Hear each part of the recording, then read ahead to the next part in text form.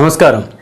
మీరు చూస్తున్నారు DSR hub 24/7 ప్రతి అడుగు ప్రజల కోసం. నేను మీ శ్రీనివాస్ దార్శెట్టి, జర్నలిస్ట్.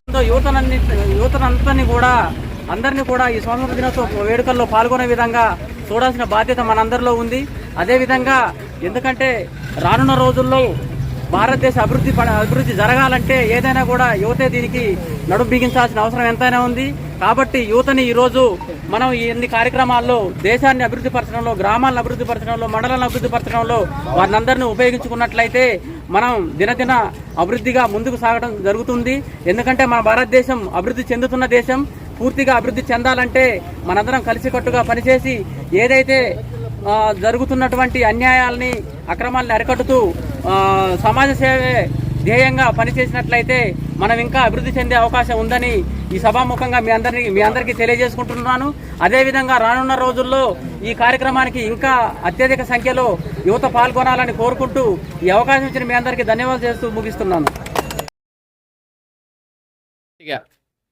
78వ స్వాతంత్ర దినోత్సవం జరుపుకుంటున్న భారతదేశ ప్రజలందరికీ శుభాకాంక్షలు తెలియజేస్తున్నాం.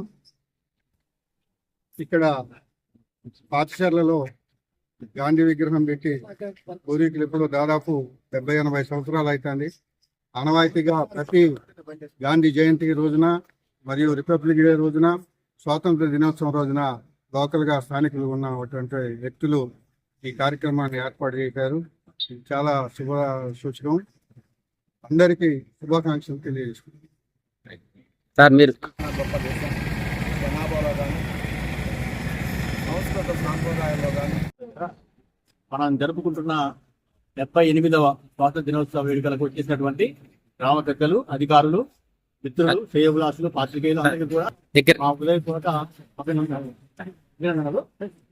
ప్రతి సంవత్సరం కూడా మనం ఇక్కడ ఆగస్టు 15, జనవరి 26, అక్టోబర్ 2 3 దినాల్లో మనం జాతీయ పండుగ దీన్ని మనం భావించి ఇక్కడ కార్యక్రమాలు నిర్వహించడం జరుగుతుంది.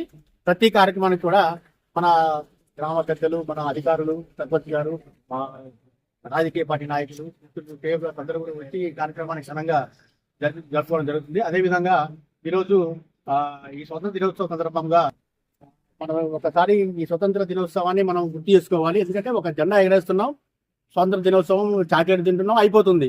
చాలా మందికి కూడా లాస్ట్ ఇయర్ కూడా యూట్యూబ్ ఛానల్లో వాళ్ళు డిబేట్ చేస్తే గణతంత్ర దినోత్సవం, స్వాతంత్ర దినోత్సవం కూడా డిఫరెన్స్ తెలియని చదువుకున్న వ్యక్తులు చాలా మంది ఉన్నారు. చాలా మందికి జనగణమన గీతం ఆలపించడం కూడా తెలియని పరిస్థితిలో ఉంది. కాబట్టి అధికారులు అందరూ కూడా మన పాఠశాలలో కానీ ఎక్కడ మనం జరుపుకున్న ప్రాంతాల్లో దీని యొక్క విశిష్టతను తెలిపి అసలు స్వాతంత్ర దినోత్సవం అంటే ఏంటి, అసలు ఎలా వచ్చింది, గణతంత్ర దినోత్సవం అంటే ఏంటి, ఎలా వచ్చింది అనే దాని గురించి అధికారులు ప్రతి మీటింగ్ లో కూడా 4 మాటలు చెప్తే అందరికీ తెలుస్తుందని ఇందు మూలంగా తెలియజేసుకుంటూ ఈ కార్యక్రమాన్ని మొదలు పెడుతున్నాం. రైట్.